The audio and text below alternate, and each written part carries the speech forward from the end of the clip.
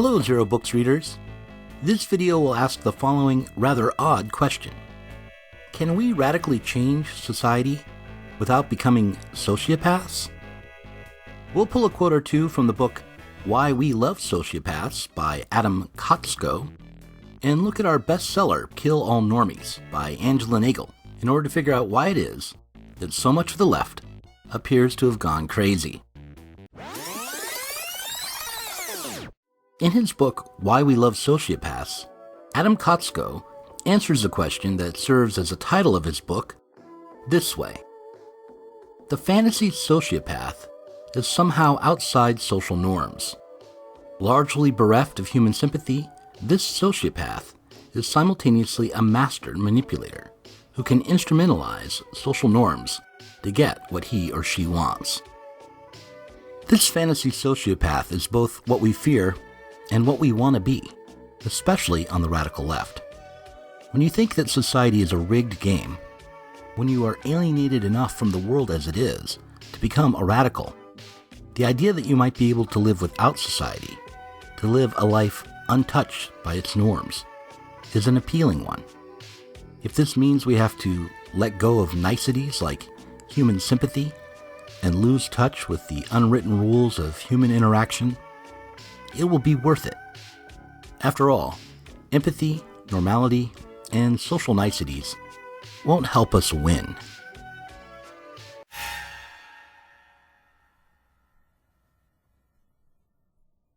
The fantasy is that we can exist on our own, that there is society and its norms over there. Well, we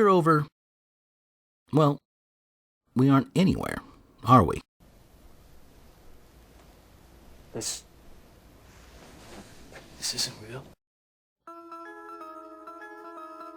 There is no way to live outside of society. Society, in fact, defines you.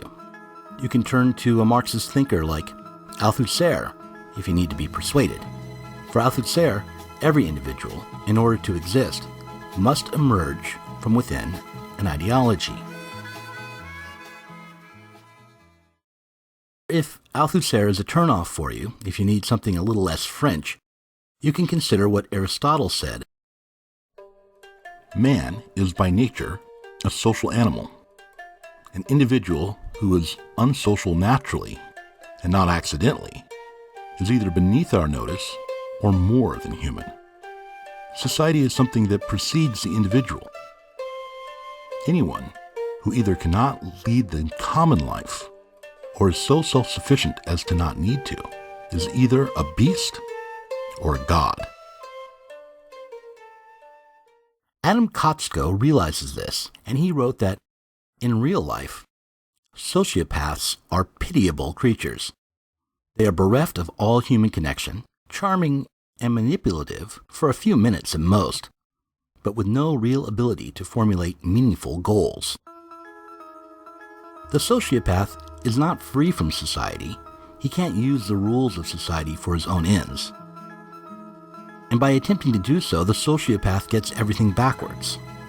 The rules of society aren't mere tools that individuals can pick up and master, but rather, individuals are the tools used by society to reproduce itself. This brings us to Angela Nagel and her critique of transgressive politics. In her book, Kill All Normies, she argued that the peppy-loving alt-right, far from being traditionally conservative, followed a tradition that can be traced from the 18th century writings of Marquis de Sade, surviving through to the 19th century Parisian avant-garde, the Surrealists, the rebel rejection of feminized conformity of post-war America, and then to what film critics called male rampage films like American Psycho and Fight Club. Nagel has been criticized for ignoring the importance of transgression for movements like the gay liberation movement that relied on transgressing norms in order to achieve social equity.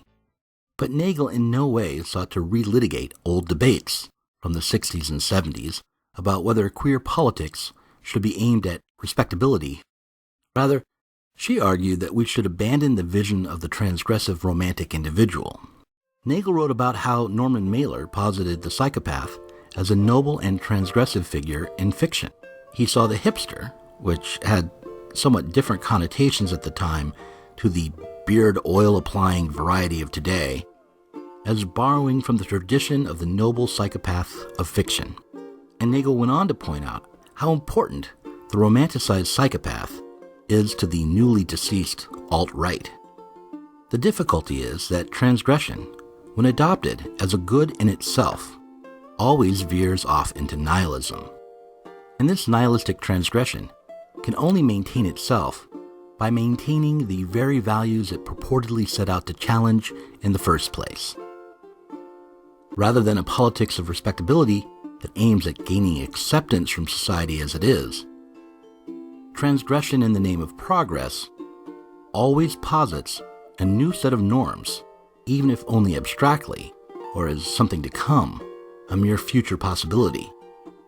Transformative politics aren't sociopathic, but aim at redefining and restructuring social norms on the basis of some envisioned future society the progressive transgressor sets about to create. And since we must set out to create this new society from a starting point within this one, we will have to rely on the core values of this society to guide us, even as we attempt to transcend and overcome the contradictions that exist between these values. We the people, in order to form a more perfect union, establish justice, ensure domestic tranquility.